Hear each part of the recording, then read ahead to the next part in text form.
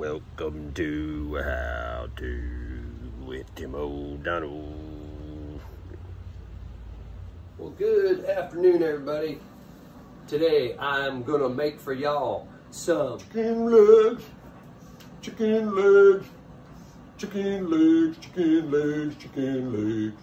But today I'm gonna do my favorite way to do chicken legs, and that's sous vide.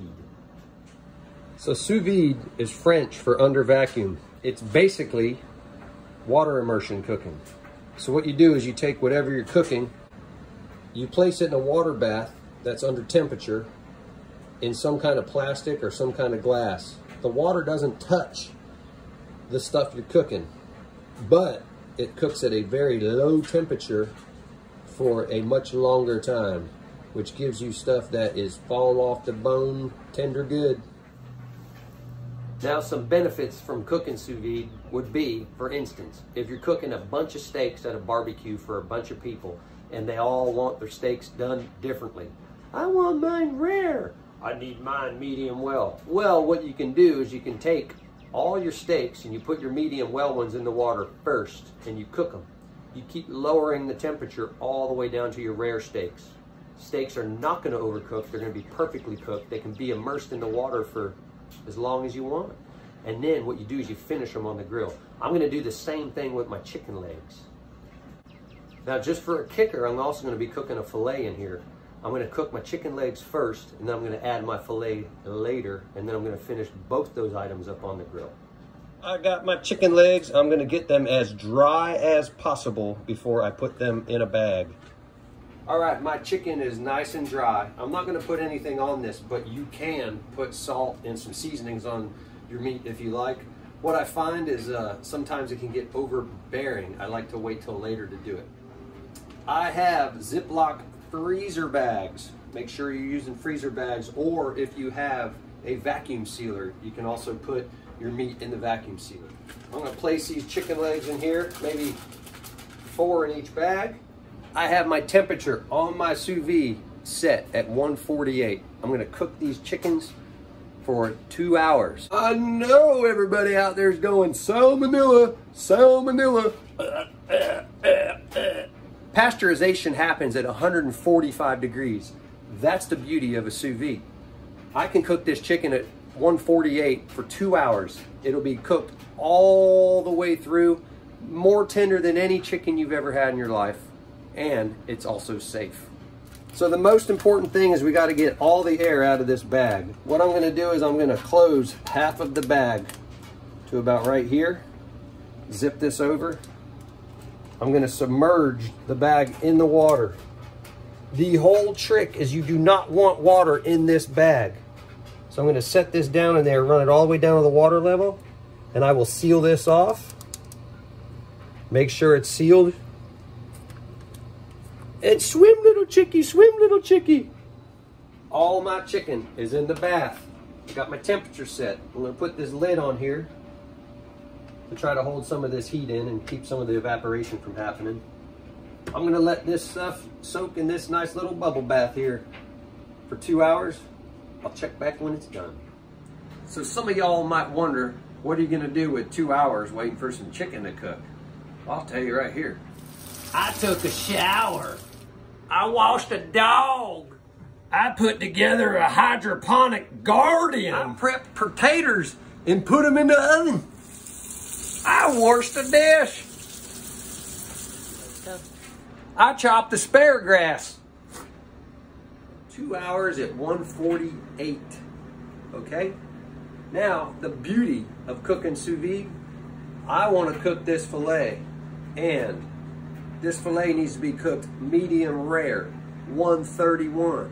So what I'm going to do is I'm just going to roll the temperature down on this thing to 131. Let this water bath cool. I'm going to put this in a baggie just like I did my chicken. I'm going to slide it in here. Now remember, an inch of meat, really and truthfully, in a piece of beef, you got to cook that for about another hour. So I'm going to find something else to do for a whole nother hour. I'm going to need to glaze these chicken legs with something before I throw them on the grill and finish them off.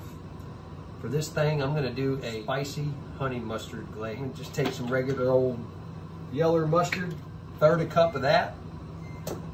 You need some kind of fat in this. I've always had good luck on a hot grill with mayonnaise. I'm gonna do about 1/4 cup of mayonnaise. We're gonna need something sweet. I'm gonna do a 1/3 cup of maple syrup. Either grade A, grade B is even better. If you don't have maple syrup, honey will work. You might want to tone it down a little bit because it gets sweet quick. I'm going to take some lime juice and throw it in there. This is what I refer to as a no juice lime. Sometimes it ain't that juicy. I'm going to kick this with some kicks of turmeric. It's probably going to be about a tablespoon. I'm going to zing this up with a little bit of sriracha. Depending on how zingy you want it, it's how much you zing it. I'm going to mix all this up, and I'm going to give it a lick. Woo! Now when I'm making glazes that go on a piece of meat and they go on the grill, I want them way more zingy than I would if I'm just dipping, like a dipping sauce. So this thing right here, it'll light you up. But when you cook a lot of it out of there, you're going to lose quite a bit of that flavor. So just remember, overabundance when you're tasting this before you dip your chicken legs in here and throw them on the grill, probably going to be the way to go. So I got my grill out front. I'm going to fire that turkey up. I'm going to get it as hot as it goes. My meat has been bathing for about an hour. I'm also going to pull this chicken out of here.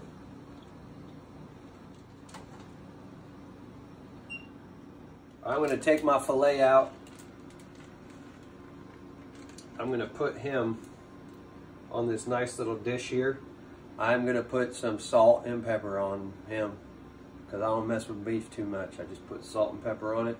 We're going to get a sear around the whole entire edge of that. And you got a piece of perfectly cooked medium rare beef from top to bottom to middle to side, all the way through with a perfect sear around the whole thing.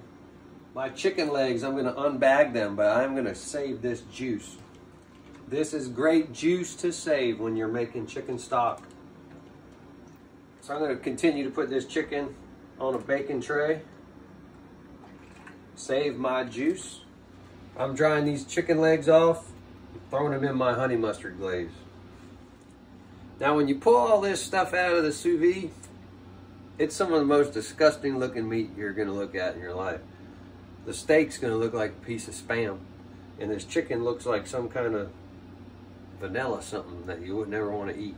But believe me, toss this in that glaze, sear that steak, and it's probably some of the best meat you're going to eat. I'm going to throw a little bit of pepper in there. I'm also going to throw a little bit of salt. My steak meat is peppered and salted. I'm waiting for my grill to get as hot as possible. Feeling hot, hot, hot.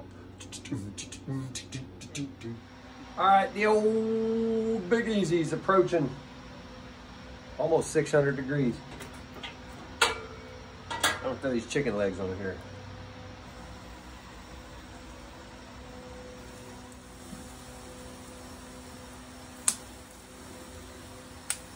I'm gonna save some of this juice to pour on there in a quick minute when I flip them. All right, everybody, I flipped my chickens. Do a little bit more marinade on them. I'm gonna pull them off this grill. Again, all the cooking was done in the sous vide. The grill just got them nice and crispy. Now I also have a piece of beef on this grill that I seared. I know some of y'all have been following me for some alpha-gall recipes. Up until about 6 months ago, I would never cook a piece of beef on a grill with my chicken. I had the treatment that was done and it seems to work for me good. Cross-contamination is no longer an issue. I'm not a medical doctor, don't take my word for it. If you want to private message me and talk about a couple things that worked for me, I'd be glad to let you know what's worked out. But right now, let's take this food inside and get it on some plates. All right, y'all. I got some asparagus. I got some salt potatoes. And I got some yummy, nummy chicken legs. I'm going to put a little bit of cilantro on my chicken legs. I actually like them with scallions, but I couldn't find any.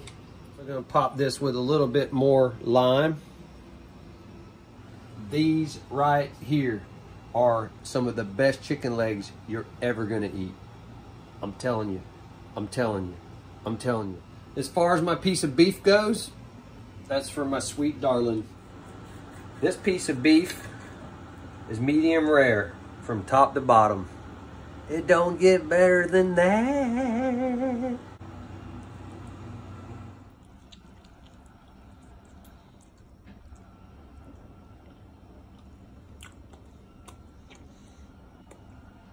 Oh my God, these chicken legs are good. Well, we hit a milestone today, episode 10 of How To with Tim O'Donnell. Hope you enjoyed it. Check back, I got more stuff coming out. Subscribe to my YouTube channel. We'll see y'all around.